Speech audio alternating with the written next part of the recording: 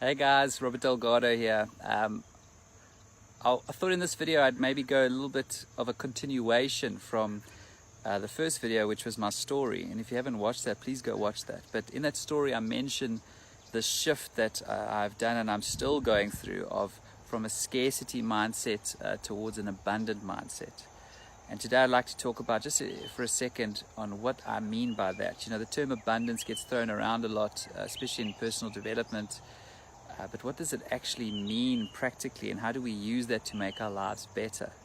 So to give you an example, how I used to be was scarcity mindset. Number one, you're always fearful that things are going to go wrong. So even when you achieve something, the next thought is, okay, but what could go wrong next? Or maybe it's, okay, I've done this, but what's next? You never actually arrive.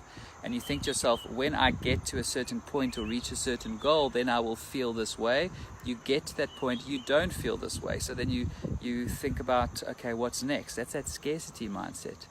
In relationships, if you think about when you start a relationship, you're all about the other person.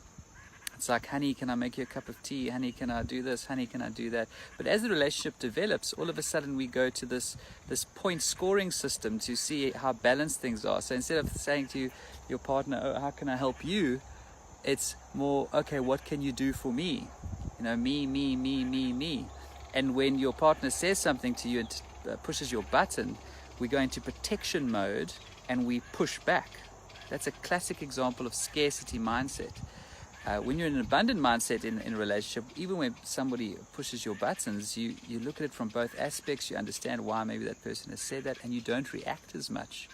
Also, if you do react, you can come out of that low emotional state quite quickly. So this is why I think it's so important to train our minds to be able to get into that state easily. In business, if you're in a scarcity mindset, you've got a client in front of you. It's all about me. So you will think to yourself, how can I give this person a good service or a good experience so that I can get something out of it? In the abundant mindset, you'll sit in front of a client and you'll say, how can I give this person an amazing experience or service so that I can serve them and help them solve their problem? It shifts the focus away from me towards that other person.